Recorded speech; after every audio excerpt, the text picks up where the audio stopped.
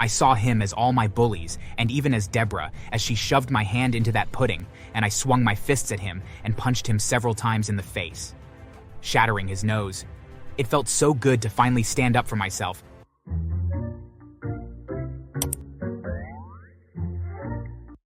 Hi there, my name is Ben, and I thought that I had found my soulmate, but I had allowed love to make me blind. Honestly, there are days when I get so upset with myself for putting up with my ex-wife and her abusive behavior, but in a strange way. If it wasn't for all that torment, I would never have met the true love of my life, my true soulmate. But I'm getting ahead of myself. When I was younger, I was very quiet, and I had trouble standing up for myself, even when people would pick on me. In school, I was always bullied, and unfortunately, when I got older, that didn't really change much. So when I met Deborah, I was pretty much convinced that even though I thought that she was very pretty, that nothing would ever happen. I figured that she would see me and not be interested at all, but I was very wrong. I saw her at a bar one night after work and our eyes locked for a second before I began to stare at the floor, feeling nervous. She, however, walked right across the bar and stood in front of me. Hey there, you're pretty cute. What's your name?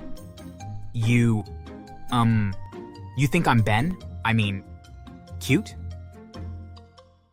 Wait, is your name Ben or is it cute? Ben. My name is Ben. It was quite amazing, really.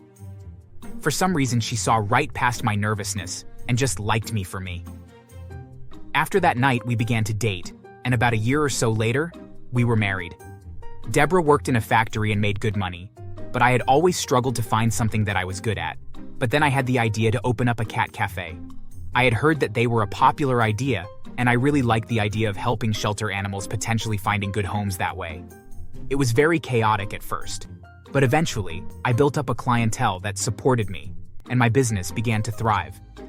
It was around that time that Deborah was getting fed up with working at the factory, and she wanted to know if maybe she could join me with working at the cafe. At first, I was overjoyed that she wanted to work alongside me, but it quickly turned nasty. Ben, why are you taking so long to make those coffees? The customers are waiting. Also, does there really need to be so many cats in here? They are such a nuisance. Well, honey, it is a cat cafe. It's why people come here. It's a stupid idea, and you're an idiot for coming up with it. Now hurry up and make more coffee. People are coming in. I had thought that it would be fun to work with your spouse, but Deborah was constantly like that. She would insult my baked goods or how I interacted with the customers. I couldn't do anything right. One day, I was making some pudding in the kitchen when Deborah came in and tasted it. This is awful. We can't sell this to the customers. But I tried it, and it tasted great. I'm sure it will be okay. Before I knew what was happening, she grabbed my arm and shoved me hand into the pudding, and I was scalded horribly. Well, now it's ruined, so you can't serve it. Suits you right for talking back to me. I was so shocked that I didn't know how to react. The burn thankfully didn't turn out to be too severe, but it still hurt. Both physically but also knowing that Deborah would do something like that to me. It took me weeks, but eventually I found the nerve to say something to her, but then she suddenly stopped working too many hours at the cafe. When asked why, she told me that she was feeling tired of it, and that maybe it wasn't the best fit for her. I was so relieved, and I told her that she should find whatever job made her happy, and that I would support her in the meantime. It was around that time, though, that I began to notice that money from the till and the office at the cafe began to go missing. Part of me suspected that Deborah was taking it, but since she was my wife, I just figured that she was buying things for the cafe and just wasn't saying anything. I knew that I should have asked her if that was the case, but I didn't want to upset her again, and maybe make her so mad that she hurts me worse than with the pudding. Weeks passed, and the money kept disappearing. And while at first it wasn't a lot of money, the quantities that began to go missing were increasing. So much so that it was beginning to make a dangerous impact on the welfare of the store. If the money kept vanishing, then I would be in trouble of not being able to afford my rent. Once again, I knew that I should say something, but I was just so scared. What if I made Deborah so angry that she hurt me or left me? One day I was standing behind the counter, and it was a fairly slow day, and I was alone with my thoughts when a very pretty woman came in and walked right up to the counter. Hi, is your name Ben? Yes? Yes, it is. Can I help you with something? Yes, I hope so. Although I'm not really sure how. It's a bit strange, to be honest.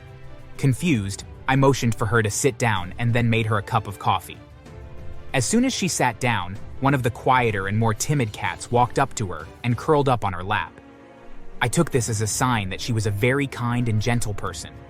As we talked, she told me that she was married to a man by the name of Gregory, and that he and Deborah had been having an affair for months. I didn't want to believe it, but then she pulled out photos of the two of them together. She had apparently hired a private investigator to find out where her husband had been going so much and had discovered who my wife and I were. She went on to say that her family was very wealthy and that Gregory had been wasting a lot of their money on silly things, and that about a month ago, that her father had stopped giving him any money to teach him a lesson about the value of it. Strangely enough, it was around the same time that money in the cafe began to go missing. Now that is odd. Do you think my wife was stealing the money to give to your husband?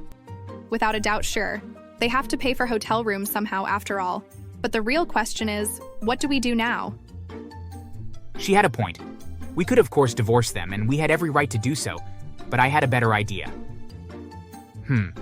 We could just go to court, but since I own a business and you are quite wealthy, things might not go very well for us. We need to prove that they are criminals on top of being unfaithful. I came up with a plan to catch them in the act, but first I needed to enlist the aid of the local police department. I told them that I suspected that someone working for me was stealing money, and that I wanted to mark some money so that they could track it and then catch the thief. They agreed, and so the trap was set. I left the marked bills in the till and made sure not to hand them out as change, and sure enough, a couple days later, they were gone.